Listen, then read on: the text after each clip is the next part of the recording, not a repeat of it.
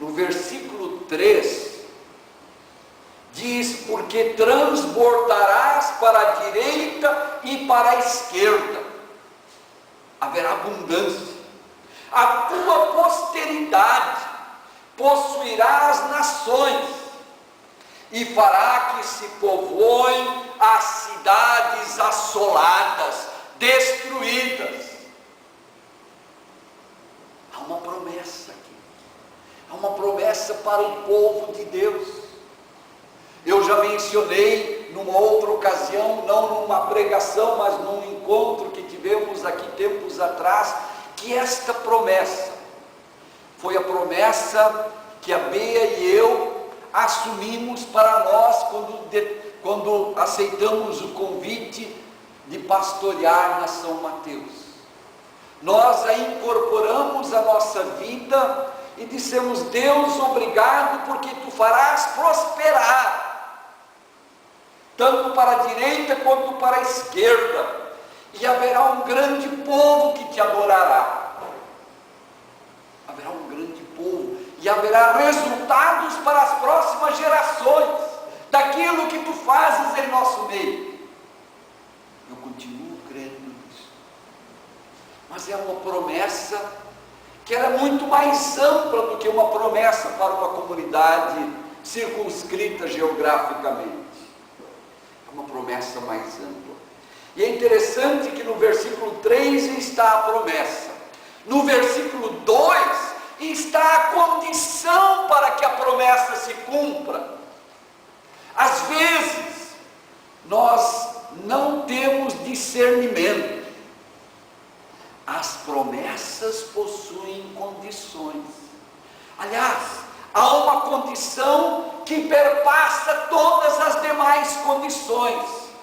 Há uma condição que foi estabelecida por Jesus e que ele manifestou diante do Pai numa hora H da sua própria existência, e que ele anteriormente tinha ensinado aos seus filhos e filhas como uma das condições básicas para o cumprimento das promessas, quando ele diz: faça-se a tua vontade e não a minha.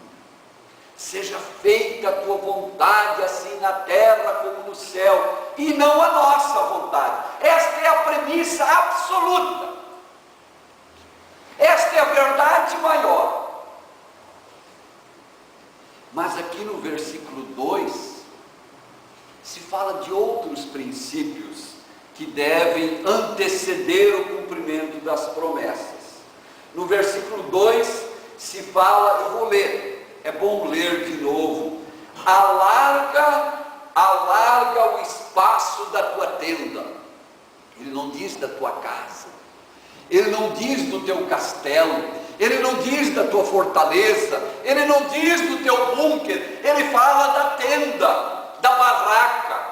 Estenda-se o toldo da tua habitação, não em peças, alonga as tuas cordas e firma bem as tuas estacas. Ele fala em barraca. Repito, ele não fala em casa, não fala em castelo, não fala em forte, não fala em fortificação, não fala em bunker, mas ele fala em barraca, em tenda, lembrando-nos da fragilidade da nossa existência, indicando a temporariedade da nossa vida. Mas tenda aqui se refere à nossa vida pessoal. Tenda aqui se refere à nossa vida conjugal. Tenda aqui se refere à nossa família, pais, filhos, pais, a família extensiva. Tenda se refere à nossa vida profissional, com o nosso aprendizado numa determinada profissão, com o nosso estudo, com a nossa vocação, com o nosso sustento. Mas tenda aqui também tem a ver com a realidade da fé, com a realidade da igreja. Tenda é também a igreja de Deus. Tenda é também a igreja de Deus. E mesmo que este templo, onde a igreja se reúne, igreja são as pessoas, não as paredes. Mesmo que este templo seja aparentemente muito robusto e forte, nós que somos a igreja de Deus, nós somos templos, nós somos frágeis, nós somos quebradiços. Tenda é a São Mateus, e diz que é para alargarmos o espaço da nossa tenda. Diz que é para estendermos o toldo da nossa habitação. E é isto que de certa maneira acontece com o projeto Sul da Zona Sul. A barraca se ampliando, a tenda ganhando um novo horizonte, o toldo sendo estendido para uma área geográfica que estava sem a devida assistência, por N razões. Mas tenda também é a nossa igreja, como ICLB no Brasil. Tenda, nós podemos dizer que são os departamentos individuais da São Mateus. Desde o trabalho com crianças, desde o trabalho no berçário, passando por todos os setores, que são muitos, mais do que normalmente nós nos lembramos. Tenda é o nosso grupo de estudo. Tenda é a cristandade brasileira. Tenda é a cristandade mundial.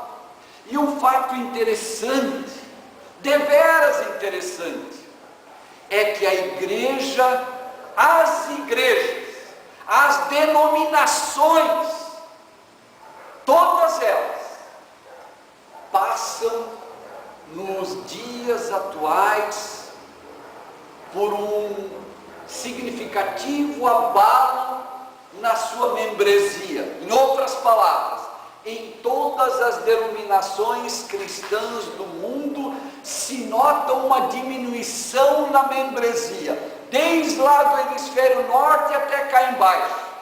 Mas ao mesmo tempo se constata que pessoas de todo o mundo cada vez mais têm uma abertura para as coisas espirituais. Cada vez mais o ser humano está aberto para refletir sobre Deus. Cada vez mais o ser humano se dispõe a conhecer a sobrenaturalidade da fé. Parece um paradoxo. As denominações diminuem de membros, mas o povo tem um interesse cada vez maior de Deus e por Deus. Talvez esteja aqui uma pergunta: o que é que as denominações estão fazendo? Que elas não estão estendendo as suas tendas, não estão firmando as suas estacas, correspondendo assim às necessidades intrínsecas, fundamentais, mais profundas do ser humano. Parece que às vezes as denominações se enclausuram, se fecham em quatro paredes, se contentam, como nós estamos dizendo desde o início da quaresma, se contentam com coisas secundárias, valorizando coisas secundárias em detrimento da verdade maior, que é o amor, a graça, a misericórdia, a piedade, o perdão de Deus. Os estudos mostram que há uma profunda abertura para as coisas de Deus. Temos que estender as nossas estacas, temos que alongar a nossa tenda de uma maneira certa e correta. O que o Isaías diz? Ele diz: alarga o espaço da tua tenda, não viva no padrão de sempre, não viva na mesmice, não viva na mediocridade. Sonhe mais alto, pense grande, pense ousado, dê passos de fé, busque por horizontes mais amplos. E Isaías diz também: alonga as tuas cordas, firma tuas estacas. O que será que são estas cordas e estas estacas? Quero lembrar algumas coisas. Pode ser que para um é mais isto, para outro é mais aquilo, mas corda e estaca, que tem que ser visibilizada e simultaneamente marcada e sinalizada, é que nós queremos e devemos prioritariamente dar atenção à palavra de Deus, às Escrituras Sagradas. Nós precisamos dar cada vez mais tempo em oração. Nós precisamos de uma disposição maior para servir. Nós precisamos ter uma disposição maior para buscar pelo perdão e oferecer o perdão. E Quaresma é este tempo. Nós precisamos de uma disposição maior para deixar o passado ser passado. E só lembrar o que é para louvor e glória ao nome de Deus. Nós precisamos cada vez mais ter uma disposição para ter comunhão com irmãos e irmãs na fé, onde se concretiza uma interdependência mútua, onde um precisa do outro e onde não posso me dar o luxo de ser um ermitão solitário. Há muitas cordas, há muitas estacas que precisam ser ampliadas. Eu fico com estas que eu mencionei e quero concluir. Em muitos lugares do mundo, as pessoas estão sem rumo e sem destino. Em muitos lugares do mundo, as situações são desastrosas. Se nós queremos pensar só nas catástrofes climáticas, se nós queremos pensar neste crime hediondo, certamente inesquecível, que aconteceu lá no Rio de Janeiro há poucos dias atrás. Nós vivemos numa sociedade onde a dor cada vez mais se manifesta, onde há muita gente gemendo e andando em círculo. E por isso, Deus está levantando um povo que vive pelas promessas, que vive sobrenaturalmente e que se transforma num paradigma, num referencial para tanta gente que está precisando de Deus.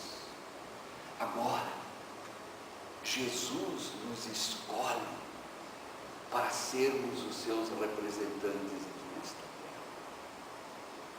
E efetivamente nós o somos na medida que ousarmos viver pelas promessas.